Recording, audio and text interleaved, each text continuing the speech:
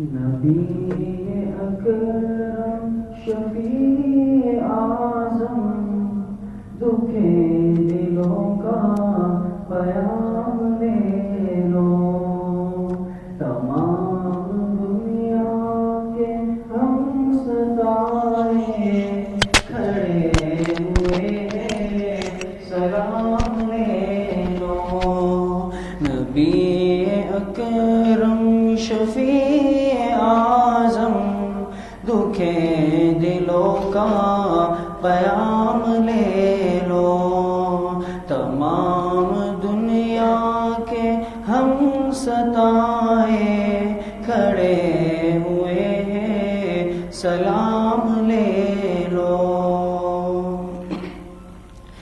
شکست کشتی ہے تیز دھارا، نظر سے روپوش ہے کنارہ۔ شکست کشتی ہے تیز دھارا، نظر سے روپوش ہے کنارہ۔ نہیں کوئی ناخدا ہمارا، خبر تو عالی مقام لے لو۔ نبی اکرم شفیع اعظم دکھے دلوں کا پیام لے لو، تمام دنیا کے ہم ستائے کھڑے ہوئے ہیں، سلام لے لو۔ عجب مشکل میں کارواں ہے، نہ کوئی جادہ نہ پاسباں ہے۔ عجب مشکل میں کارواں ہے، نہ کوئی جادہ نہ پاسباں ہے۔ بشکل رہبر چھپے رہزن، اٹھو ذرا انتقام لے لو۔ نبی اکرم شفیع اعظم دکھے دلوں کا پیام لے لو، تمام دنیا کے ہم ستائے کھڑے ہوئے ہیں، سلام لے لو۔ قدم قدم پہ خوف رہزن، زمین بھی دشمن فلک بھی دشمن۔ قدم قدم پہ خوف رہزن، زمین بھی دشمن فلک بھی دشمن۔ زمانہ ہم سے ہوا ہے بدظن، تمہیں محبت سے کام لے لو۔ نبی اکرم شفیع اعظم دکھے دلوں کا پیام لے لو، تمام دنیا کے ہم ستائے کھڑے ہوئے ہیں، سلام لے لو۔ کبھی تقاضا وفا ہم سے، کبھی مذاق جفا ہے ہم سے۔ کبھی تقاضا وفا ہم سے، کبھی مذاق جفا ہے ہم سے۔ تمام دنیا خفا ہے ہم سے، خبر تو خیر الانام لے لو۔ نبی اکرم شفیع اعظم دکھے دلوں کا پیام لے لو، تمام دنیا کے ہم ستائے کھڑے ہوئے ہیں، سلام لے لو۔ شفیع اعظم دکھے دلوں کا پیام لے لو تمام دنیا کے ہم ستارے کھڑے ہوئے ہیں سلام لے لو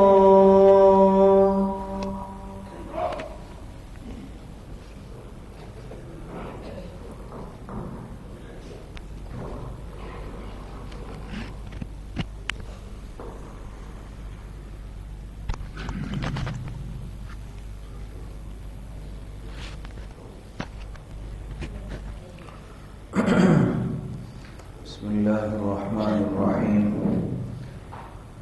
الحمد لله رب العالمين والعاقبة للمتقين والصلاة والسلام على خير خلقه محمد وآله وصحبه أجمعين قال الله تبارك وتعالى في القرآن المجيد والفرقان الحميد لقد كان لكم في رسول الله أسوة حسنة صدق الله العظيم محترم و مکرم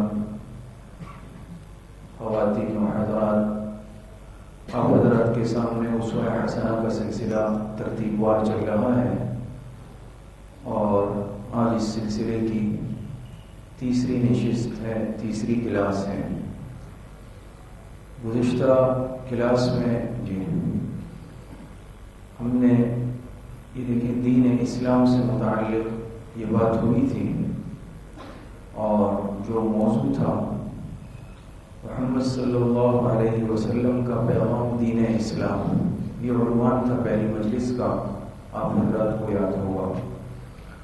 پھر عرض کیا تھا کہ دین اسلام اس میں 4 باتیں ہیں۔ 4 باتوں میں سے پہلی بات عقائد یعنی اسلامی عقائد سے متعلق، نمبر 2 اسلامی عبادات، نمبر 3 معاملات اور نمبر 4 اخلاق۔ معاشرت کا تعلق اسی معاملات سے ہے۔ تو یہ 4 باتیں ہیں، عقائد، عبادات، معاملات اور اخلاق۔ اور انسان جب ان 4 باتوں پر عمل کرتا ہے تبھی انسان ایک کامل مومن کہلاتا ہے اور انسان کی زندگی تبھی مکمل ہوتی ہے۔ پھر اس میں جو پہلی بات ہے عقائد، اس سے متعلق بات چل رہی تھی۔ اسلامی عقائد کا حصہ اول یہ گزشتہ درس کا عنوان تھا، اسلامی عقائد ہی تھا لیکن وہ حصہ اول تھا۔ آج کا عنوان بھی اسلامی عقائد ہے لیکن آج ہم انشاءاللہ اس کا حصہ 2 پڑھیں گے۔ اسلامی عقائد کی شاخیں، اسلامی عقائد کی تعریف، اسلامی عقائد کی اہمیت یہ آپ حضرات کے سامنے گزر چکی ہے۔ اسلامی عقائد کی شاخیں، اس پر آپ حضرات کے سامنے بات چل رہی ہے گزشتہ درس سے۔ اسلامی عقائد کی کتنی شاخیں ہیں؟ 6 شاخیں ہیں۔ نمبر 1 ایمان باللہ، نمبر 2 ایمان بالملائکہ، نمبر 3 ایمان بالرسول، نمبر 4 ایمان بالکتب، نمبر 5 ایمان بالقدر اور نمبر 6 ایمان بالآخرہ۔ اور یہ بات اس سے پہلے بھی گزری ہے، پھر اس کا اعادہ کرتا ہوں کہ انسان تب مسلمان بنتا ہے، تب مومن کامل کہلاتا ہے جب ان پوری 6 باتوں پر انسان ایمان رکھے گا۔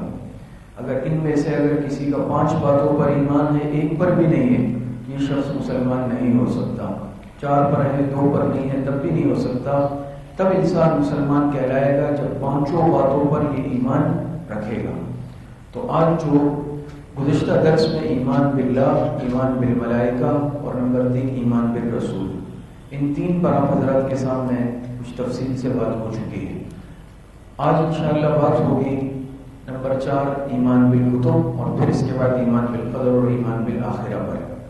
تو نمبر 4 سب سے پہلے انشاءاللہ اس پر بات عرض کریں گے، ایمان بالکتب پر۔ ایمان بالکتب تو آپ حضرات سمجھتے ہیں کہ اللہ پاک نے پیغمبروں پر جو آسمانی کتابیں نازل کی ہیں، جیسے تورات ہے، زبور ہے، انجیل ہے اور قرآن کریم ہے، یہ آسمانی کتابیں کہلاتی ہیں۔ اس پر بھی ایمان رکھنا ہر مسلمان پر فرض ہے اور ہر مسلمان کے لیے ضروری ہے، جیسے آمنت باللہ و ملائکتہ و کتبہ۔ وکتبہ یعنی اس کی کتابوں پر ایمان رکھنا یہ بھی ضروری ہے۔ پھر ایمان بالکتب میں دو باتیں آپ حضرات کے سامنے عرض کریں گے۔ نمبر 1 مذاہب عالم اور ایمان بالکتب، اور نمبر 2 اسلام اور ایمان بالکتب۔ پہلی بات مذاہب عالم اور ایمان بالکتب، اس کا کیا مطلب ہے؟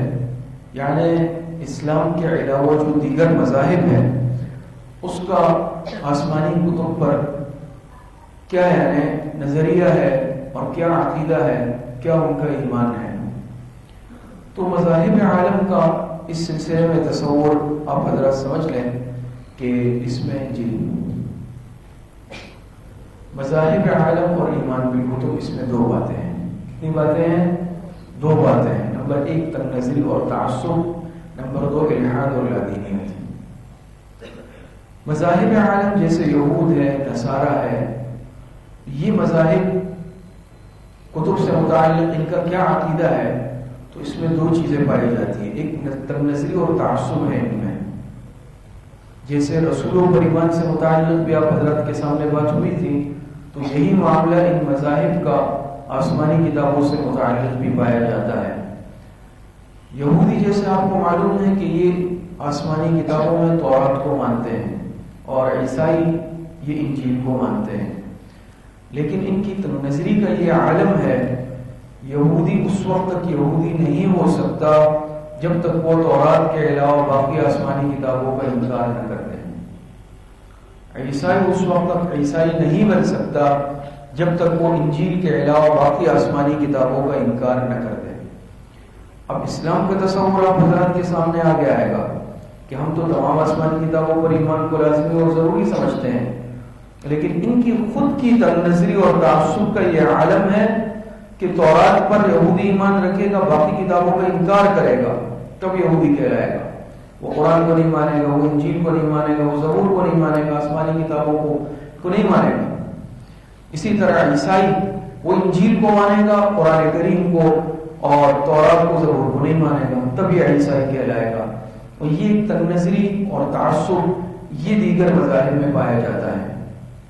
دوسری چیز وہ ہے الحاد اور لادینیت۔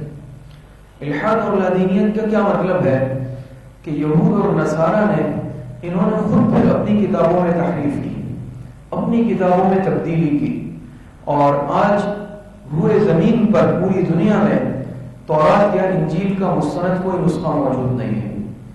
جو تورات حضرت موسیٰ علیہ السلام پر اتری تھی، اسی طرح جو انجیل حضرت عیسیٰ علیہ السلام پر اتری تھی، بعینی اس حالت میں آج پورے روئے زمین پر اس کا کوئی نسخہ موجود نہیں ہے۔ اور پھر تحریف در تحریف، تحریف در تحریف اور تبدیلی انہوں نے کی۔ ہم لوگ تو باقی کتابوں پر ایمان رکھتے ہیں سب پر، لیکن اس پر جو ان پیغمبروں پر نازل ہوئی ہے، ان کے محرف کتابوں پر ہم ایمان نہیں رکھتے۔ تو اپنی مرضی سے ان کے علماء نے اور یہود اور جو عیسائی ہے، ان کے جو بڑے ہیں مذہبی پیشوا ہیں، انہوں نے ان کتابوں کے اندر تبدیلی کر لی اور اس میں جو ہے اپنی مرضی کی باتوں کو شامل کر دیا۔ آج آپ دیکھ لیں کہ شراب نوشی عام ہے، لیکن اسی طریقے سے خنزیر کھانا اور خنزیر کو پالنا رکھنا یہ چیزیں یہ ہے، اور اسی طریقے سے زنا عام ہے۔ لیکن یہ نہ حضرت موسیٰ علیہ السلام کی تعلیمات تھی، نہ حضرت عیسیٰ علیہ السلام کی تعلیمات تھی۔ نہ عیسیٰ علیہ السلام نے خدا نخواستہ اس کی تعلیم دی باروں کی، شراب نوشی کی، زنا کی، خنزیر رکھنے کی، پالنے کی، کھانے کی، نہ حضرت عیسیٰ علیہ السلام نے، نہ حضرت موسیٰ علیہ السلام نے۔ لیکن آپ دیکھیں کہ اس معاشرے میں یہ چیزیں آج عام ہیں۔ یہ ان کے پیغمبر کی تعلیمات نہیں تھی، وہ تو موحد تھے، اللہ پاک کی توحید بیان کرنے والے تھے اور برے کاموں سے روکنے والے تھے۔ تو آج خود یہود اور نصارہ الحاد اور لادینیت کا برے طریقے سے شکار ہو چکے ہیں۔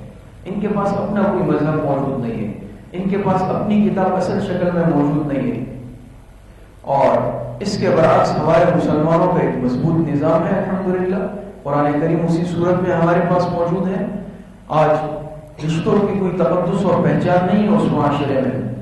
آپ دیکھ لیجیے، یہ کسی کو معلوم بعض دفعہ نہیں ہے کہ میرے اس سے کیا رشتہ ہے۔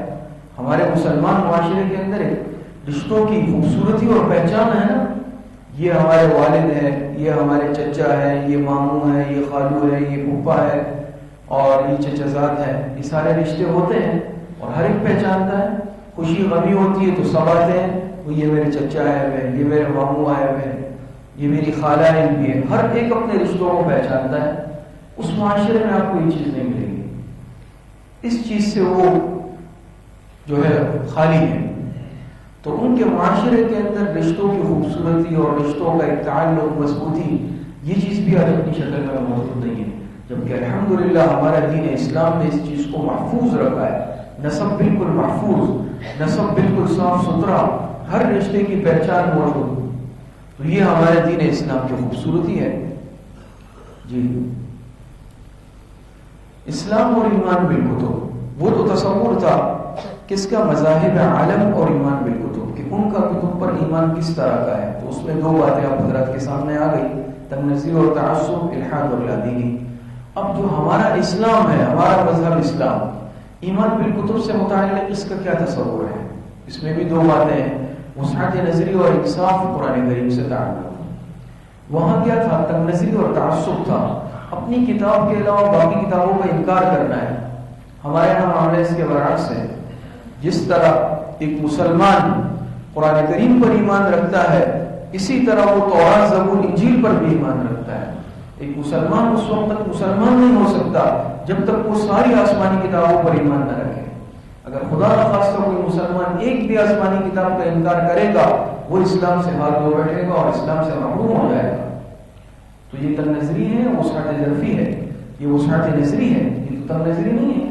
ہمارا تو ان انبیاء کی کتابوں پر بھی بالکل اس طرح ایمان ہے جیسے ہم قرآن پر ایمان رکھتے ہیں، ساری کتابوں پر. تب ہی مسلمان کہلا سکتا ہے جبکہ وہ باقی آسمانی کتابوں پر بھی ایمان رکھے گا. یہ انصاف ہے، عین انصاف. یہ وسعت نظری ہے، یہ فراخ دلی ہمارے مسلمانوں اور ایمان میں موجود ہے. نمبر 2، قرآن کریم سے تعلق. جی قرآن کریم سے تعلق، یہ تو وسعت ظرفی کی بات آ گئی کہ مسلمان اس وقت تک مسلمان نہیں کہلا سکتا جب تک باقی آسمانی کتابوں پر بھی ایمان نہ رکھے. یہ بات آپ حضرات کے سامنے آ گئی. اور اپنی کتاب پر بھی ایمان رکھنا ہے. لیکن ہمارے نبی پر، پیغمبر پر، حضور علیہ السلام پر جو کتاب اتری ہے قرآن کریم، اس سے کیسا تعلق رکھنا ہے؟ کیا تعلق ہو ایک ایمان والے کا قرآن کریم سے کہ صرف بس لے لیا ہے، تاپ میں سجا لیا؟ ایسا نہیں ہے. ایک ایمان والا قرآن کریم سے تعلق رکھے گا مضبوط، اور 6 باتیں اس میں ہونی چاہیے. کتنی؟ 6 چیزوں کے ذریعے سے قرآن کریم سے تعلق رکھے گا مضبوط. اس کو سمجھتے ہیں. نمبر 1 ہے تصدیق. ایک ایمان والا صاحب ایمان قرآن کریم سے تصدیق کا تعلق رکھے گا، اور بحیثیت مسلمان کے وہ قرآن کریم کی مکمل تصدیق کرے گا. اس کی ایک ایک آیت پر ایمان رکھے گا، ایک ایک حرف پر ایمان رکھے گا. اور جو قرآن کریم حضور علیہ السلام پر اترا ہے، پورے قرآن کریم پر ایمان. ہم پورے قرآن پر ایمان رکھتے ہیں نا، نعوذ باللہ. ایسا تو نہیں ہے کہ آیے پر رکھتے ہیں آیے پر نہیں. ہم پورے قرآن کریم کی تصدیق کرتے ہیں. یہ پوری اللہ پاک کی کتاب ہے جو اللہ پاک نے اپنے پیغمبر حضور علیہ السلام پر اتاری ہے. تو ہم اس قرآن کریم کی تصدیق کرتے ہیں، اس پر ایمان لانے والے ہیں. نمبر 2، تعظیم. تصدیق کے ساتھ ساتھ ایک صاحب ایمان قرآن کریم کی تعظیم بھی کرے گا. اس کی عظمت اس کے دل میں ہوگی. اس کا قرآن کریم کے ساتھ عام کتاب جیسا معاملہ نہیں ہوگا. عام کتاب اٹھائی، چاہے زمین پہ رکھ دی، چاہے بے وضو اٹھا لی، چاہے ناپاکی کی حالت میں اٹھا لی، تو عام کتاب کا تو معاملہ چل سکتا ہے کسی دنیاوی کتاب کا. لیکن قرآن کریم کے ساتھ ایسا معاملہ نہیں چل سکتا. ناپاکی کی حالت میں قرآن کریم انسان نہیں چھو سکتا، نہیں اٹھا سکتا. یہاں تک کہ بے وضو حالت میں زبانی تلاوت تو ہو سکتی ہے، لیکن قرآن کریم کو انسان ہاتھ نہیں لگا سکتا. اللہ پاک فرماتے لا یمسہ الا المطہرون. تو اس کو باقی کی حالت میں ہی انسان چھو سکتا ہے، اس کے ورق کو ہاتھ لگا سکتا ہے.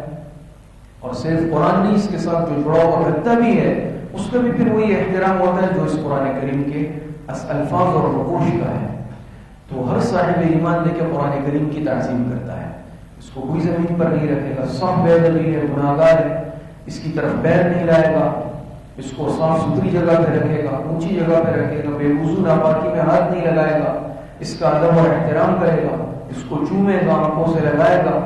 یہ ایک ایمان والا قرآن کریم کی تعظیم کرتا ہے، اور ہر صاحب ایمان کے دل میں الحمدللہ یہ تعظیم موجود ہے۔ تعظیم کا تعلق بھی۔ نمبر 3 تجوید۔ تجوید کا مطلب آپ حضرات سمجھتے ہیں کہ قرآن کریم کو اس کی صفات اور مخارج کی رعایت رکھتے ہوئے پڑھنا، الفاظ کی صحیح ادائیگی کرنا۔ اللہ پاک فرمائے وَرَتِّلِ الْقُرْآنَ تَرْتِیلًا، تو قرآن کریم کو تجوید کے ساتھ پڑھنا، صاف ستھرے انداز میں، خوبصورتی کے ساتھ پڑھنا، مجبور انداز میں پڑھنے سے بچنا، اور حروف کی ادائیگی بالکل صحیح ہو، صحیح مخرج کے ساتھ ہو، صحیح صفات کے ساتھ ہو، تو تجوید۔ اور یہ بات یاد رکھیں کہ تجوید بہت اہم ہے۔ اس کو ہم صرف لفظ سن لیتے ہیں کہ بھائی تجوید، اگر تجوید نہیں سیکھی، قرآن کریم کو الفاظ صحیح صفات اور مخارج سے پڑھنا نہیں سیکھا، بعض دفعہ یاد رکھیں ایک حرف کے غلط پڑھنے سے پورا معنی بدل جاتا ہے۔ بات سمجھ میں آ رہی ہے؟ اس کی مثال میں آپ کے سامنے پیش کرتا ہوں۔ جیسے قلب کا لفظ ہے نا، قلب قرآن کریم میں بھی آیا ہوگا، قلب یا قلوب کا لفظ آتا ہے۔ قلب کی جگہ کسی نے تجوید نہیں سیکھی اور قلب پڑھ لیا۔ قلب کس کو کہتے ہیں عربی میں؟ دل کو، اور قلب کتے کو۔ اتنا فرق ہے زمین آسمان کا۔ کسی نے تجوید نہیں سیکھی، قاف پڑھنا نہیں سیکھا کہ قاف کیسے پڑھتے ہیں، اس نے کاف پڑھا قلب، تو اعوذ باللہ معنی تبدیل ہوا یا نہیں ہوا؟ کتنی تبدیلی آ گئی۔ اب تجوید معمولی چیز ہے، تجوید بہت اہم ہے سیکھنا۔ مثال دوسری آپ سمجھ لیں، جیسے محمد کے معنی کیا ہے؟ تعریف کیا ہوا۔ اگر کوئی ہا کو خا پڑھ لے محمد، تو اس کے معنی ہے بجھا ہوا، بجھا ہوا۔ اعوذ باللہ، فرق آ گیا نہیں آ گیا؟ یہ شمار مثالیں ہم دے سکتے ہیں اس طرح کہ ہا کو خا پڑھ لیا، معنی بدل لیا۔ اسی طریقے سے قاف کو کاف پڑھ لیا، کاف کو قاف پڑھ لیا، با کو پا پڑھ لیا، سواد کو سین پڑھ لیا۔ تو یہ عربی گرامر سے جو واقف ہے وہ سمجھتے ہیں کہ ایک حرف کے بدلنے سے پورا معنی بدل سکتا ہے، اور پورا معنی بدل جائے گا، اور معنی بدلنے سے اس کا ترجمہ غلط ہو جائے گا، ہم گناہگار ہو جائیں گے۔ تو ہر صاحب ایمان پر ضروری ہے کہ تجوید کو درست کریں۔ ہر جگہ الحمدللہ اس کی ترتیب ہوتی ہے، کوئی مشکل نہیں ہے۔ چاہے بڑی عمر والے بزرگ ہیں، چاہے خواتین ہیں، بڑی عمر کے، ادھیڑ عمر کے، درمیانی عمر کے، اس میں عمر کی کوئی قید نہیں۔ اپنا قرآن کریم کا تلفظ درست کریں، کسی قاری صاحب کے پاس بیٹھ جائیں، کہیں کورس چل رہا ہو اس میں بیٹھ جائیں، شرکت کریں۔ ہمارے یہاں الحمدللہ 7 سال سے یہاں تجوید کی کلاس ہو رہی ہے بعد مغرب، ہفتے میں 4 دن۔ اس میں الحمدللہ کافی ساتھی ایسے ساتھی ہیں کہ جو 7 سال سے ابتدا سے شریک ہے، اور اس میں سنتیں بھی پڑھائی سکھائی جاتی ہیں، تجوید کے کا ایک رسالہ ہے وہ پڑھایا جاتا ہے، تجوید کے قواعد پڑھائے جاتے ہیں، اور قرآن کریم کی مشق کرائی جاتی ہے۔ اور عمار باقاعدہ جو ہے قاعدے سے شروع کیا تھا، آج الحمدللہ جو ہے 28واں پارہ چل رہا ہے، قد سمع اللہ کا ساتھی ہوگا۔ تو بہرحال ہر ساتھی سے درخواست اور گزارش ہے کہ اس چیز کو نظر انداز نہ کریں، اپنا قرآن کریم صحیح تلفظ کے ساتھ سیکھے، صحیح تجوید کے ساتھ سیکھے، خوبصورت انداز میں پڑھنا سیکھے، تاکہ انسان گناہگار ہونے سے بھی بچ جائے، اس کتاب کا حق ادا ہو۔ نمبر 4 اس کی تفسیر۔ یہ تو تجوید تھا کہ الفاظ کے ادائیگی درست ہو، صفات اور مخارج کی رعایت رکھتے ہوئے۔ تفسیر، قرآن کریم ہم سے کیا بیان کر رہا ہے، کیا چاہتا ہے، اس کا ترجمہ ہم سیکھیں، اس کی تفسیر ہم پڑھیں، لیکن کسی مستند عالم سے۔ خود اپنے طور پر دیکھیں، درخواست آپ سے ہے کہ خود اپنے طور پر اس کی کوشش نہیں کریں۔ بعض مقامات ایسے آتے ہیں اس میں پھر انسان سمجھ نہیں پاتا، ذہن الجھ جاتا ہے، اس کو حل نہیں کر سکتا، تو اس سے نقصان کا خطرہ بھی ہو سکتا ہے۔ تو کسی عالم کی، ماہر استاذ کی نگرانی میں آپ ترجمہ شروع کریں، یا اگر خود پڑھ رہے ہیں آسان ترجمہ، تو اس میں پھر کہیں پر جو ہے ضرورت پیش آئے تو عالم سے یا امام صاحب سے یا کسی مفتی صاحب سے ضرور آپ رہنمائی لیں، اپنے طور پر حل نہ کریں، لیکن قرآن کریم سیکھیں۔ قرآن کریم ہم سے کیا مطالبہ کر رہا ہے، قرآن کریم کیا چاہتا ہے، اللہ پاک کیا فرما رہے ہیں۔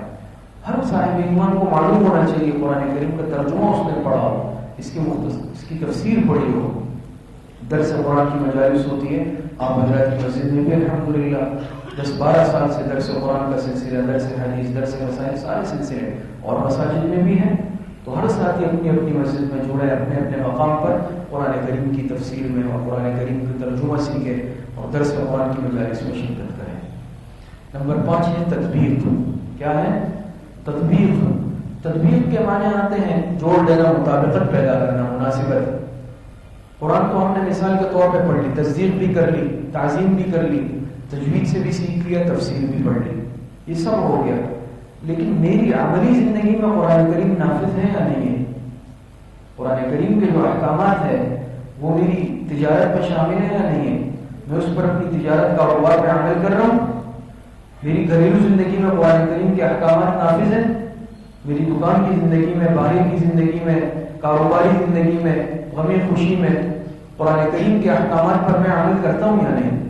تطبیق سمجھ گئے کہ اس قرآن کریم کو اپنی زندگی میں عملاً نافذ کر لینا، ایک تو پڑھ لینا ہے، ایک عمل کرنا ہے، صرف پڑھنا نہیں ہے، پھر اس قرآن کریم کے احکامات کو اپنی زندگی بنا لینا، اپنی زندگی کو قرآن کی روشنی میں ڈھال دینا، جو قرآن نے حکم دیا اس پر عمل کرنا، اور اس کی تفسیر اور تشریح جیسے حضور علیہ السلام نے احادیث میں بیان کی۔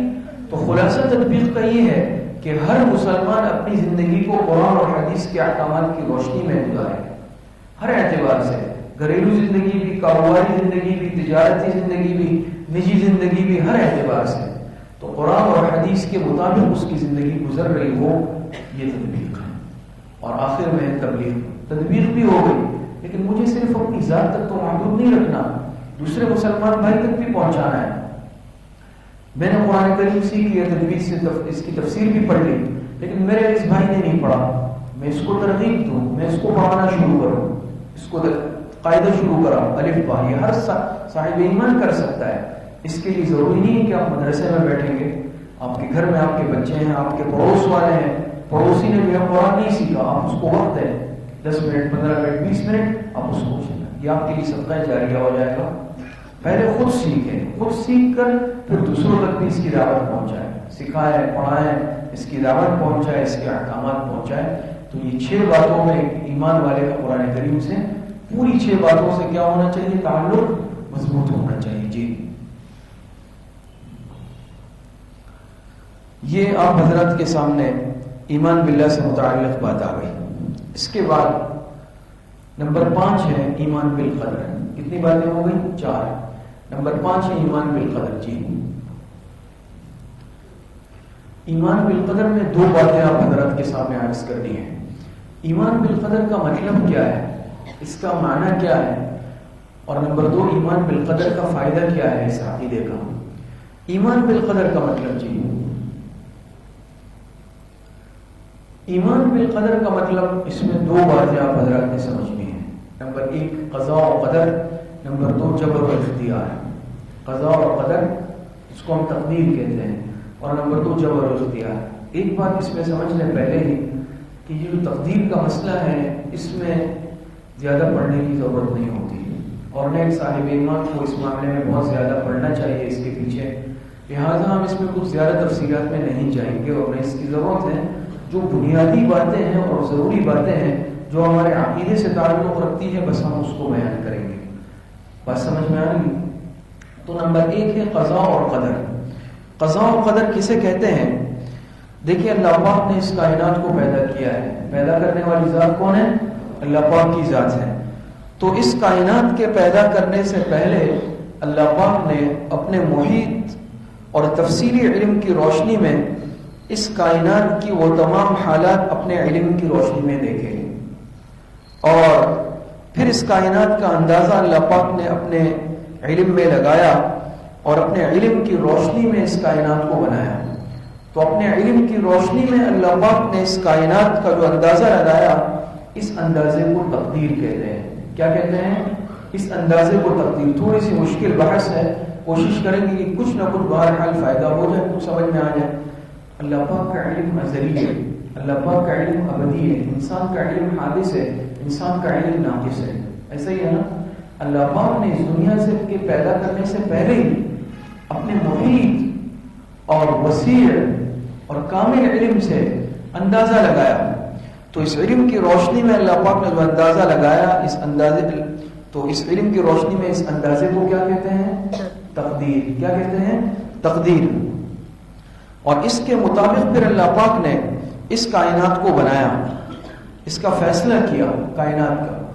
تو اپنے اس علم کی روشنی میں جو اللہ پاک نے اندازہ لگایا اس کو کہتے ہیں تقدیر، اور پھر اس کے نتیجے میں اللہ پاک نے جو کائنات بنانے کا فیصلہ کیا، اس فیصلے کو کہتے ہیں قضا۔ کیا کہتے ہیں؟ قضا۔ آسان الفاظ میں سمجھ لیں، مثال کے طور پہ ایک انجینئر ہے اور وہ انجینئر آپ کو ہر ساتھی اچھی طرح سمجھتا ہے کہ اس طرح ڈائریکٹ نہیں ہو جاتا کہ وہ آتا ہے اور مٹی کھڑی کروانا شروع کر دیتا ہے. ایسا نہیں ہوتا نا کہ بھئی آ گیا بھئی جس کو مکان بنانا ہے ریتی بجلی لے آؤ اینٹ لے آؤ اور شروع کر دو. ایسا کبھی نہیں ہو سکتا. اس کے لیے انجینئر ہے, آرکیٹیکٹ ہے اور اس کے ماہرین ہیں. وہ کاغذ پر نقشہ بنائیں گے. آج کل تو ہو سکتا ہے اس میں بھی جدید جدت آ گئی ہو, لیکن پہلے باقاعدہ کاغذ پہ اس کا نقشہ بنتا ہے. ایسا ہی ہے نا, کوئی عمارت بنے, کوئی بنگلہ بنے, کوئی ٹاؤن ہاؤس بنے, چھوٹا سا کمرہ بنے, بغیر نقشے کے نہیں بن سکتا. تو ایک انجینئر پہلے اس کے لیے کیا کرتا ہے, وہ اس کے لیے اندازہ لگاتا ہے. سمجھ میں آ رہی ہے, ایک نقشہ بناتا ہے اور ایک پوری ترتیب. تو گویا کہ جو نقشہ بنائے گا اور وہ انجینئر ایک پوری ترتیب کرے گا, یہ اندازہ تو لگائے گا, ایک نقشہ بنائے گا, تو اس کو ہم کیا کہیں گے, اس کو ہم کہیں گے کیا, تقدیر. کیا ہے یہ نقشہ, تقدیر ہے. پھر اس نقشے کے مطابق اس عمارت کو کھڑا کرنا, اس کا فیصلہ کرنا کہ یہ عمارت اب بن رہی ہے, یہ ہے قضا. سمجھ میں آ رہی ہے؟ اللہ پاک نے اس کائنات کے پیدا کرنے سے پہلے ہر چیز طے کر لی. بہت ساری چیزیں طے ہو گئی. دن ہوگا تو سورج آئے گا, دن میں چاند نہیں آتا کبھی. رات ہوگی تو چاند آئے گا, رات میں کبھی سورج نہیں آتا. ہر مخلوق کی پھر اپنی ایک فضا ہے, اپنی ایک کائنات ہے. انسان ہے یہ زمین میں, انسان دریا میں نہیں رہ سکے گا. پرندے ہوا میں, ہوا دوڑیں گے, انسان ہوا میں, فضا میں نہیں ہو سکتا. مچھلیاں ہیں, ان کے لیے دریا اور سمندر ہے. تو یہ سارے فیصلے کس نے کیے ہیں؟ یہ سارے فیصلے اللہ پاک نے کیے. تو یہ گویا کہ قضاء اور قدر کی اختصار کے ساتھ میں نے آپ حضرات کے سامنے اس چیز کو بیان کیا. انشاءاللہ کچھ نہ کچھ آپ حضرات کی سمجھ میں آ گیا ہوگا. اس کے بعد دوسری چیز ہے جبر و اختیار. جبر کو آپ جانتے ہیں اردو کا لفظ ہے, ہم کہتے ہیں جبر, مجبور کرنا. قدر مانے تقدیر, اختیار, جبر و اختیار. تو جبر مانے مجبور ہو جانا, اختیار مانے مختار ہو جانا. اب یہ مسئلہ ہے کہ یہ انسان, یہ اس کائنات میں جو آیا ہے دنیا میں, یہ مجبور ہے یا مختار ہے؟ یہ مکمل مجبور ہے یا مکمل مختار ہے عمل کرنے میں, یا کس کیفیت سے ہے؟ اس سلسلے میں دو فرقے تھے, دونوں گمراہ ہو گئے. ایک کو کہتے ہیں جبریہ. جبریہ فرقے والوں کا یہ عقیدہ تھا کہ یہ انسان ہر چیز میں مجبور ہے, اس کا اپنا کسی معاملے میں کوئی اختیار نہیں ہے, اس کا کسی چیز میں اختیار نہیں ہے, بس نہیں ہے, یہ ٹوٹلی مجبور ہے, یہ اپنے اختیار سے کچھ نہیں کر سکتا. تو وہ اس کو بالکلیہ کیا مانتے ہیں, ہر معاملے میں مجبور مانتے ہیں. تو یہ عقیدہ کیا ہے؟ یہ غلط عقیدہ ہے. دوسرا جو فرقہ وہ کہلاتا ہے قدریہ. وہ کہتے ہیں کہ یہ جو انسان ہے یہ ہر معاملے میں بالکلیہ مختار ہے, اس کو ہر چیز کا ٹوٹلی خود اختیار ہے, ہر چیز یہ اپنے فیصلے سے کر سکتا ہے, یہ کسی چیز میں مجبور ہے ہی نہیں. یہ عقیدہ بھی غلط ہے, باطل ہے. ہمارا اہل سنت والجماعت کا, ہم مسلمانوں کا اس سلسلے میں کیا عقیدہ ہے کہ نہ تو انسان بالکل مجبور ہے, نہ انسان بالکل مختار ہے. کسی درجے میں انسان کیا ہے, مجبور ہے, کسی درجے میں انسان مختار ہے. اس کی درمیانی کیفیت میں ہے. عقیدہ سمجھ رہے ہیں ہمارا کیا عقیدہ ہے؟ ہم یہ نہیں کہہ سکتے کہ انسان بالکل مجبور ہے, بے بس ہے, اس کے اختیار میں کچھ نہیں ہے, اپنے اختیار سے کچھ نہیں کر سکتا, یہ غلط ہے. یا بالکل یہ 100% اختیار رکھتا ہے, کسی چیز میں مجبور نہیں, یہ عقیدہ بھی غلط ہے. ہمارا عقیدہ کیا ہے کہ انسان مجبور بھی ہے, مختار بھی ہے. حضرت علی رضی اللہ تعالی عنہ سے کسی نے یہی مسئلہ پوچھا کہ حضرت آپ یہ بتائیں کہ انسان مجبور ہے یا مختار ہے. حضرت علی رضی اللہ عنہ کو اللہ پاک نے بڑی سمجھ عطا فرمائی تھی, بڑا بہترین جو ہے جواب دیا مثال سے. حضرت علی رضی اللہ عنہ نے اس شخص سے فرمایا اپنی ایک ٹانگ اٹھا لو, ایک پیر اٹھا لو, زمین پہ کھڑا ہوا تھا اس نے اٹھا, کہا آپ دوسرا بھی اٹھا لو اسی حالت میں, کہا نہیں اٹھا سکتا. ایک اٹھا لیا, کہا دوسرا میں نہیں اٹھا سکتا.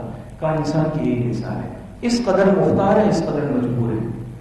ایک ٹانگ اٹھانے پہ قادر تھا نا, یہ اختیار تھا, لیکن دونوں بیک وقت اٹھا لے, کر سکتا ہے, نہیں کر سکتا. تو انسان کیا ہے, انسان اس دنیا میں کسی نہ کسی درجے میں مختار بھی ہے, اور انسان اس دنیا میں کسی نہ کسی درجے میں کیا ہے, مجبور بھی ہے. جی, ایمان بالقدر کا فائدہ کیا ہے؟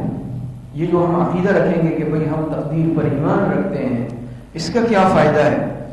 اس تقدیر پر ایمان رکھنے کا فائدہ، تو یہ بات سمجھ لیں کہ بعض لوگ تقدیر پر ایمان کا غلط نتیجہ نکالتے ہیں، اور وہ کہتے ہیں کہ جب انسان کی تقدیر میں کچھ لکھ لیا گیا ہے تو پھر انسان آرام سے بیٹھ جائے، بس ہاتھ پہ ہاتھ رکھ کے بیٹھ جائے اور بالکل کاہلی کو، سستی کو، آرام کو اختیار کر لے۔ ایسا نہیں ہے، ایسا نہیں ہے۔ حدیث میں آتا ہے، بخاری شریف کی روایت ہے کہ آپ علیہ السلام نے فرمایا کہ ہر انسان جو دنیا میں آیا ہے اس کا آخرت کا ٹھکانہ لکھا جا چکا ہے۔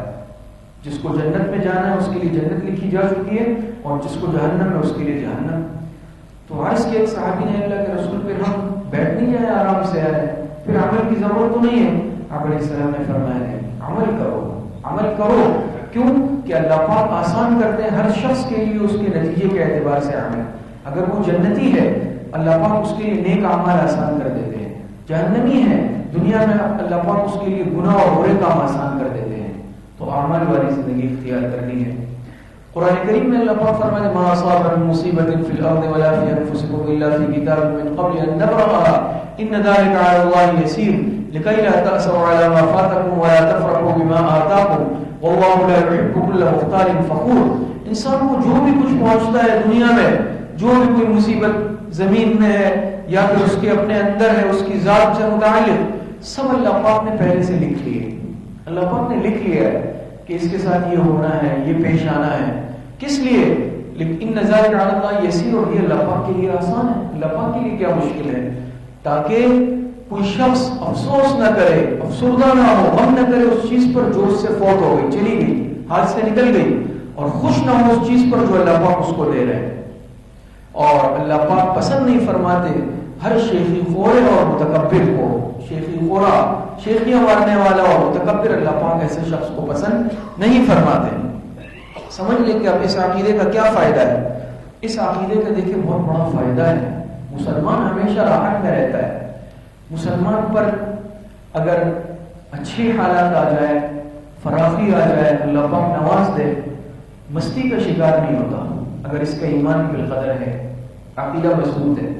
یہ مستی کا، تکبر کا اور غرور کے نشے میں جو ہے مست نہیں ہوتا، یہ اعتدال کے ساتھ رہتا ہے، عاجزی کے ساتھ رہتا ہے۔ کیوں؟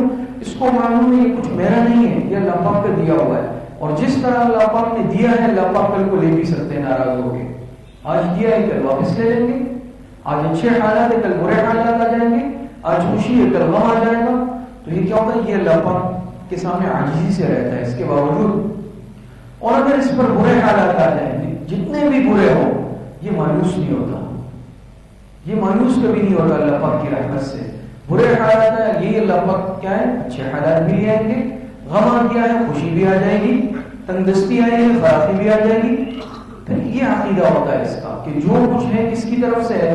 اللہ پاک کی طرف سے۔ اچھے حالات، برے حالات، یہ کس کی طرف سے؟ اللہ پاک کی طرف سے۔ اس کے برعکس اگر کسی کا یہ عقیدہ مضبوط نہیں ہے قدر پر، اور وہ اس کو اللہ پاک کی طرف سے نہیں سمجھتا، تو مال آئے گا وہ اس کو اپنا سمجھے گا اور تکبر کا شکار، گھمنڈ کا شکار، ظالم بن جائے گا، جابر بن جائے گا، لوگوں کو ظلم کرے گا، اپنے آپ کو کچھ سمجھنے لگے گا اس زمین پر، مظاہر کرنے لگے گا۔ جب اس کے پاس مال و طاقت آئے گی یہ نشے میں آ جائے گا، اور جب کیا ہوگا؟ اس پر برے حالات آئیں گے، یہ مایوس ہو جائے گا، بالکل ٹوٹلی مایوس بس۔ لیکن ایمان والے ان دونوں کیفیتوں میں نہیں جاتا، اچھے حالات آئے اللہ پاک کی طرف رجوع، برے حالات آئے کبھی مایوس نہیں ہوتا۔ تو یہ ایمان بالقدر کا فائدہ آپ حضرت کی سمجھ میں آ گیا۔ ایک صاحب ایمان کی یہ کیفیت ہونی چاہیے۔ جی اب آپ حضرات کے سامنے 5 باتیں ہو گئی: ایمان باللہ، ایمان بالملائکہ، ایمان بالرسول، ایمان بالکتب، اور نمبر 5 ایمان بالقدر۔ آخری بات نمبر 6 ایمان بالآخرہ۔ جس طرح ہم ان باقی 5 باتوں پر ایمان رکھیں گے، اسی طرح بعینی ہم ایمان رکھیں گے آخرت پر بھی، والیوم الآخر، والیوم الآخر۔ اور اس طرح جس میں آتا ہے نا والبعث بعد الموت، بات ساری سمجھتے ہیں کہ وہ اس میں نہیں ہے، وہ اسی میں ہے، والبعث بعد الموت کا اسی سے تعلق ہے۔ تو یہ ایمان بالآخرہ ہے۔ جی ایمان بالآخرہ میں 2 باتیں ہیں آپ کے سامنے: انسانی زندگی کے مراحل، اور ایمان بالآخرت کا انسانی زندگی پر کیا اثر ہے۔ یہ عقیدہ جو رکھے گا اس کی زندگی پر کیا اثرات آئیں گے۔ جی انسانی زندگی کے مراحل، یہ چھٹی بات چل رہی ہے ایمان بالآخرت نا. اس کے لیے ضروری ہے کہ آپ یہ سمجھ لیں کہ انسانی زندگی کے مراحل کتنے ہیں. یہ جب آنکھ کھولتا ہے جس معاشرے میں وہ کیا کہلاتی ہے؟ دنیا. یہ کا سب سے پہلے یہ کہاں آتا ہے؟ دنیا میں آتا ہے. اور دنیا کے اندر یہ اپنی اللہ پاک کی طرف سے مقرر کردہ زندگی گزارتا ہے. جتنی زندگی اللہ پاک نے اس کے لیے رکھی ہے، جتنی عمر اللہ پاک نے 100 سال 60 سال 80 سال 10 سال 20 سال جس کی جتنی عمر ہے، یہ زندگی کہلاتی ہے کیا؟ دنیا. پھر اس کے بعد یہ منتقل ہو جاتا ہے. کہاں چلا جاتا ہے؟ قبر میں. یہ کہلاتی ہے برزخی زندگی. وہ بھی ایک زندگی ہے. وہ یہ کہلاتی ہے دنیا، وہ کہلاتی ہے برزخ. آخرت اور دنیا کے مابین کا جو وقفہ ہے، قیامت تک جو رہنا ہے قبر میں، وہ کہلاتی ہے برزخی زندگی. کب تک رہنا ہے اللہ پاک کو معلوم ہے. اس کے بعد پھر جب برزخ قیامت آئے گی، قبروں سے اٹھیں گے، پھر تیسرا مرحلہ شروع ہو جائے گا اس کی زندگی کا. وہ کیا ہے؟ آخرت. تو انشاءاللہ تینوں پر بات کرتے ہیں. سب سے پہلے ہے دنیا.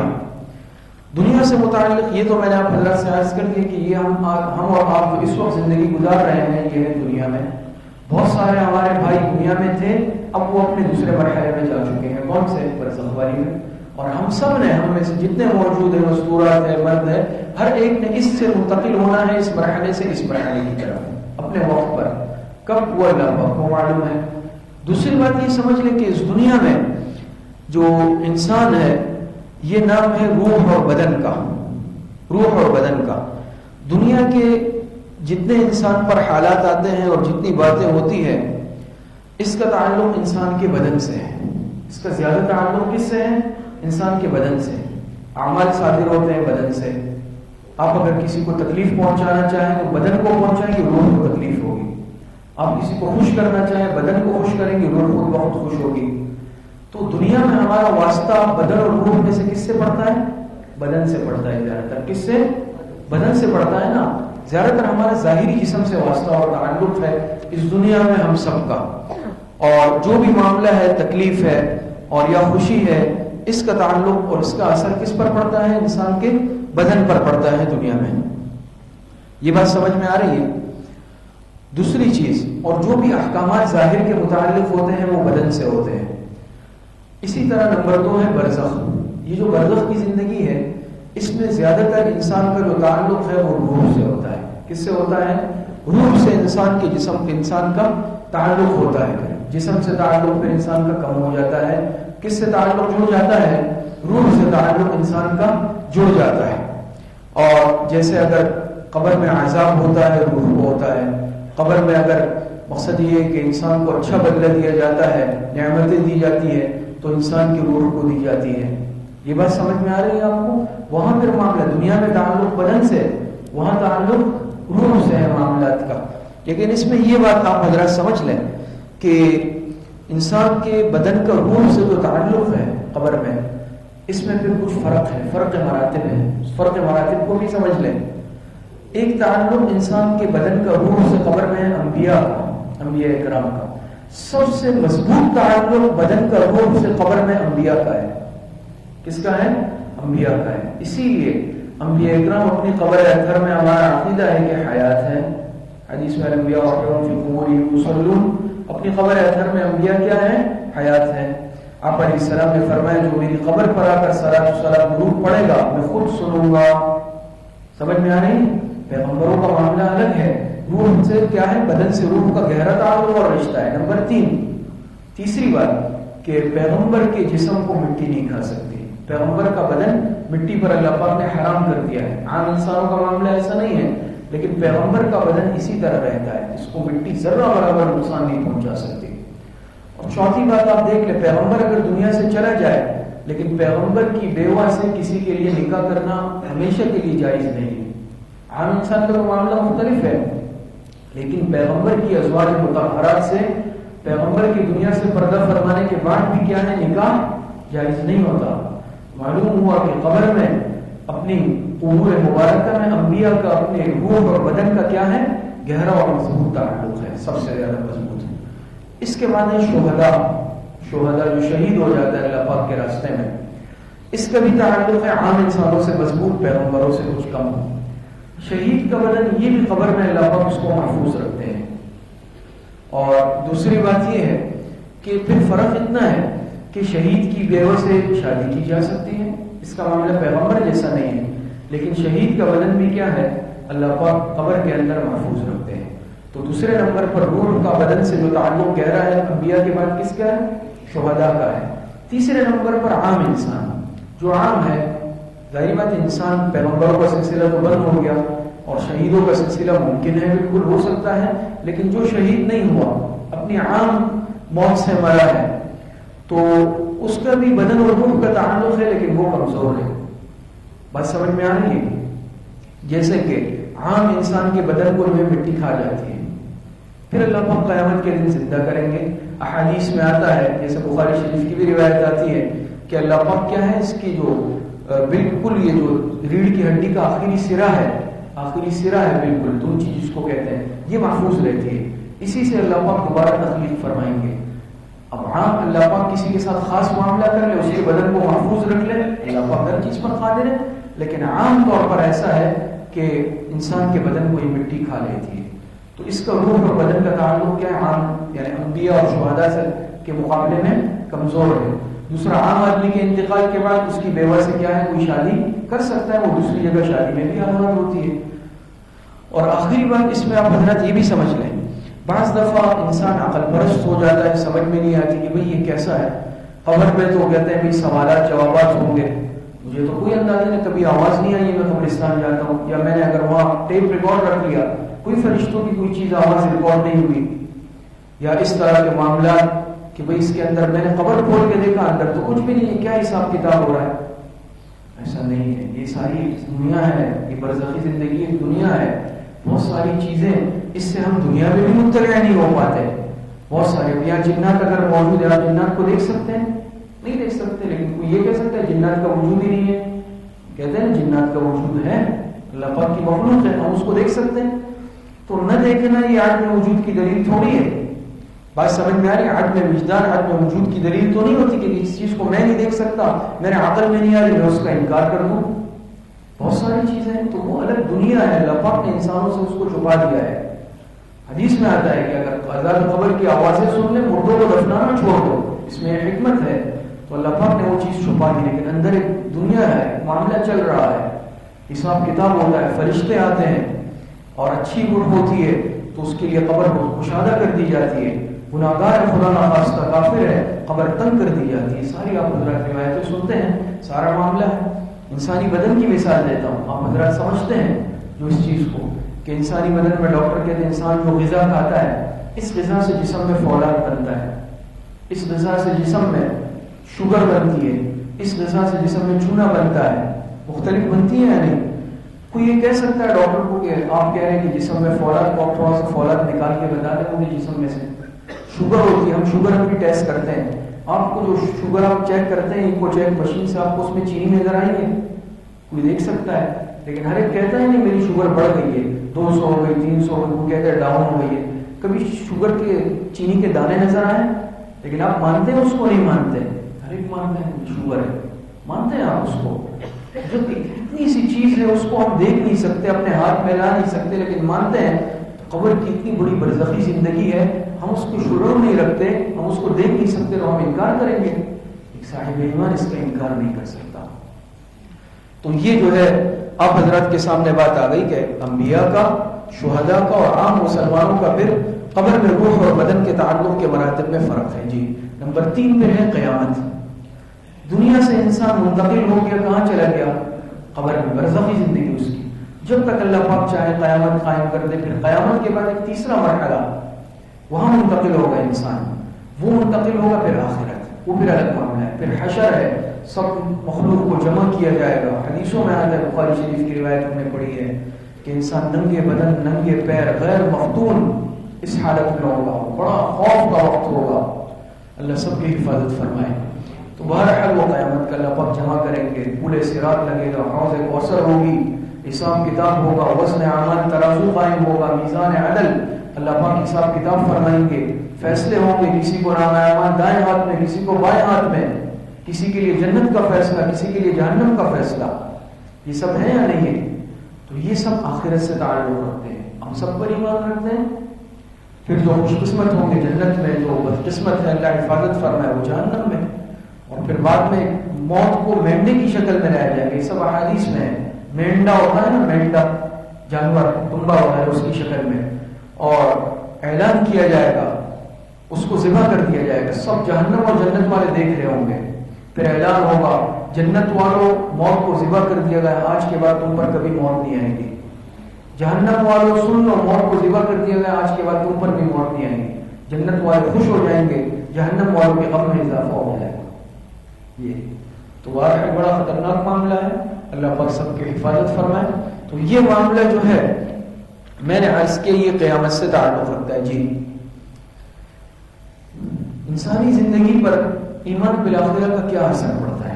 یہ باتیں تو آپ کے سامنے ساری ہو گئی، لیکن یہ جو عقیدہ ہے نا ایمان بالآخرت، جو ایمان بالآخرت رکھتا ہے مضبوطی سے اور اس کا آخرت پر ایمان ہے، صرف زبانی نہیں ہے، اس کی زندگی پر کیا اثر، کیا اچھے اثرات پڑتے ہیں وہ آپ خود دیکھ لیں.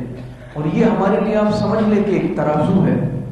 ہم خود دیکھ لیں کہ میری زندگی میں یہ باتیں ہیں یا نہیں. اگر ہیں تو میں سمجھ لوں کہ میرا یہ عقیدہ مضبوط ہے.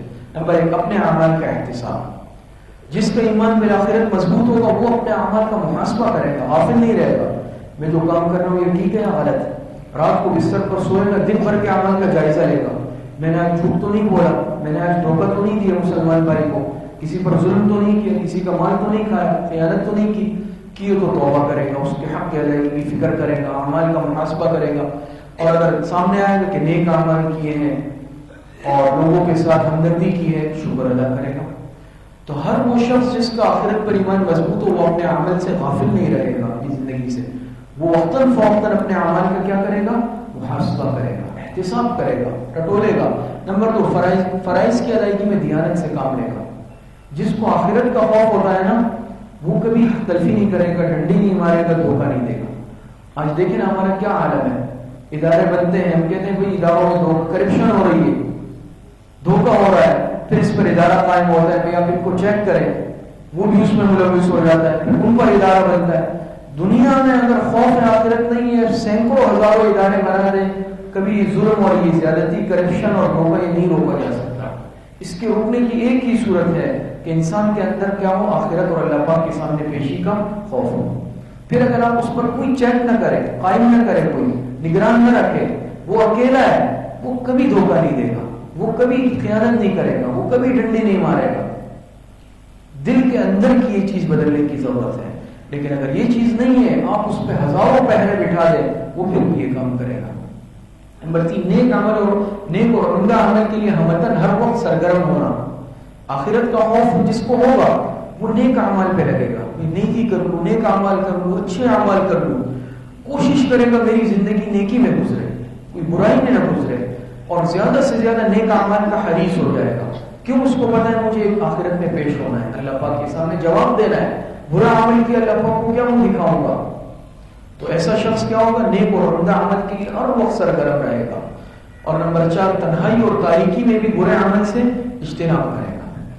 دن کی روشنی میں تو ہم سب نیک بنتے ہیں، میں نیک بنتا ہوں، ہر ایک کے سامنے نیک بن رہا ہوں، صاف کپڑوں میں آ رہا ہوں. رات کیسی گزر رہی ہے، میں اکیلے میں کیسا میرا عمل کیسا ہے، اکیلے میں تاریکی میں میرا کردار کیسا ہے. وہ دنیا سے تو چلے، اللہ پاک تو جانتے ہیں، لیکن دنیا والے نہیں جانتے کہ دن میں کی روشنی میں میں بڑا نیک بزرگ ہوں، لیکن رات میں کیا کر رہا ہوں. لیکن جس میں آخرت کا خوف ہوگا، ایمان بالآخرت، تاریکی میں ہے، تنہائی میں ہے، جنگل میں ہے، کوئی برا عمل نہیں کرے گا، کوئی گناہ کا عمل نہیں کرے گا، اکیلے میں بھی نہیں کرے گا، تنہائی میں نہیں کرے گا، اندھیرے میں بھی نہیں کرے گا. کیوں؟ اس کو پتہ ہے اللہ پاک دیکھ رہا ہے. تو یہ کیا ہے؟ یہ 4 باتیں ہم میں سے ہر ایک مجھ سمیت دیکھ لے. اگر میرے اندر ہے تو میں سمجھ جاؤں میرا آخرت پر ایمان اچھا ہے، مضبوط ہے، میرا عقیدہ ٹھیک ہے. اور اگر کمزوری ہے اس میں ایک میں بھی، اس کو دور کرنے کی فکر کروں. جی آخری بات آج کی، اسلامی عقائد کے اثرات. یہ جو پورا گزرا نا اسلامی عقائد، 4 باتوں میں سے نمبر 1 کیا تھا جس پر بات چل رہی تھی ابھی تک؟ اسلامی عقائد. اسلامی عقائد کے انسان پر کیا اثرات آتے ہیں زندگی کے؟ وہ تو ایمان بالآخرہ تھا، یہ اسلامی عقائد. فرق سمجھے؟ اسلامی جب یہ عقیدہ انسان رکھے گا، سمجھ میں نہیں، ایمان باللہ، ایمان بالملائکہ، ایمان بالرسل، ایمان بالکتب، ایمان بالقدر، ایمان بالآخرہ، جب یہ عقیدہ مضبوط ہوگا پھر کیا اثرات آئیں گے؟ نمبر 1 عقل اور خواہش پرستی سے پرہیز. آج عقلیت کا دور ہے، انسان اپنی عقل پہ چلنا چاہتا ہے. جب یہ عقیدہ نہیں ہوگا نہ آخرت پر، نہ فرشتوں پر، نہ اللہ پاک پر، نہ رسولوں پر، وہ ہر چیز کو ادھر سے دیکھے گا. یہ میری عقل میں آ رہی ہے، نہیں آتی، یہ غلط ہے. عقل میں نہیں آ رہی ہے کیسے ہو سکتا ہے؟ لیکن عقل پرست لوگ ہوتے ہیں، انکار کرتے ہیں. اللہ پاک ترازو قائم کریں گے، کتنا بڑا ترازو ہوگا، کیسے ہوگا؟ قبر میں جاتے ہیں اندر تو کچھ نظر نہیں آ رہا، اور یہ ہے اور یہ سارے فرشتے کہاں نظر آ رہے؟ نہیں آ رہے. تو پھر انسان عقل کا تابع بن جاتا ہے، خواہش پرستی کے پیچھے چلتا ہے، نفس پرستی. دل میں جو آ رہا ہے میں وہ کروں گا، جو میرا دل کہہ رہا ہے میں وہ کروں گا. یہ اس صورت میں ہوتا ہے کہ جب انسان کیا ہو، یہ عقیدہ مضبوط نہ ہو. لیکن جب عقیدہ مضبوط ہوتا ہے پھر انسان نہ عقل کے تابع بنتا ہے، نہ خواہش پرستی کے پیچھے چلتا ہے، بلکہ انسان صرف اور صرف اللہ پاک کی مان کر چلتا ہے. اللہ نے جو کہا میں وہ کروں گا، اس پر ایمان رکھوں گا. نمبر 2 شرک اور مادہ پرستی سے پرہیز. جب ایمان باللہ ہوگا، ایمان بالرسول ہوگا، ایمان بالکتب ہوگا، بالآخرہ ہوگا، بالقدر خیر و شر ہوگا، ان سب پر ایمان ہوگا، تو پھر کیا ہوگا؟ شرک سے پرہیز. میں ایک اللہ کو مانتا ہوں، میرا ایک اللہ پر ایمان ہے، میں اللہ کے ساتھ کسی کو شریک نہیں مانتا. مدد کرنے والی ذات صرف اللہ پاک کی، ایاک نعبد و ایاک نستعین. عبادت کے لائق صرف اللہ کی ذات. پھر انسان شرک سے نفرت کرے گا، شرک سے دور بھاگے گا. چاہے شرک فی الذات ہو، چاہے شرک فی الصفات ہو، ہر ایک سے دور بھاگے. مادہ پرستی سے پرہیز. آج دیکھیں نا مادہ پرستی کا دور ہے. ہماری چیز میں دیکھتے بھی کسی کے پاس مال ہے کہ تم سب کچھ کر سکتے ہو. اس کے پاس مال ہے، مال ہوتے ہوئے بھی انسان بہت کچھ نہیں کر سکتا. کیوں؟ سب اللہ پاک کے ہاتھ میں ہے. بات سمجھ میں آ رہی ہے؟ مادیت، اسباب، بس ہر چیز میں سبب کو دیکھ رہا ہے. یہ نہیں دیکھ رہا کہ اس سبب کے پیدا کرنے والے کون ہیں. حالات آ رہے ہیں تو ہم کیا مادہ پرست ہیں. پیسہ ہے آپ کے پاس، آپ کے لیے کیا مسئلہ ہے؟ پیسہ ہے لیکن ایسا لاعلاج مرض آ گیا کہ آپ اس پیسے کے ہوتے بھی کچھ نہیں کر سکتے. حضرت تھانوی رحمۃ اللہ نے نواب کا واقعہ لکھا ہے. ایک نواب تھا، اور نواب ایسے کہ آج کل کی ارب پتی کرب پتی سے بھی زیادہ ایسا مرض لاحق ہو کہ کوئی چیز ہضم نہیں ہوتی. ڈاکٹر نے کہا صرف کیا کرنا ہے، قیمہ ابال کر پھر چھان کر اس کا پانی حلق میں نچوڑتا تھا، کچھ نہیں کھا سکتا تھا. اب ارب پتی کرب پتی ہے لیکن وہ کچھ کر سک رہا ہے. یہ مادیت، یہ مال، اسباب اس کے کام آ رہے ہیں. اللہ پاک نہیں چاہتا انسان کچھ نہیں کر سکتا، اسباب کام نہیں آ سکتے. مادہ پرستی سے پرہیز کرے گا. جو ہونا ہے اللہ سے ہونا ہے، جو کر رہا ہے اللہ پاک کرے گا. یہ انسان کا عقیدہ ہو. نمبر 3 مخلوق سے نا امید، خالق سے امید. جب انسان اللہ پاک کی عظمت کو دیکھے گا، ہیبت جلال کو دیکھے گا، اور مخلوق کے عاجزی کو دیکھے گا، تو یہ صرف اپنی امیدیں کس سے وابستہ کر لے گا؟ خالق سے، اللہ پاک سے. مخلوق کی کیا حیثیت ہے؟ میں جس سے مانگ رہا ہوں وہ بیچارہ خود کس سے مانگ رہا ہے؟ وہ اللہ پاک سے مانگ رہا ہے. میں ایک عام انسان سے مانگ رہا ہوں، اللہ پاک کا در کیا بند ہو گیا ہے؟ اللہ پاک نہیں دے سکتا کہ میں مخلوق کے در پہ جا رہا ہوں، مخلوق سے مانگ رہا ہوں. تو دینے والی ذات اللہ کی، نوازنے والی ذات اللہ کی، لینے والی ذات اللہ کی. مخلوق کچھ نہیں کر سکتی. انسان بڑا کمزور ہے.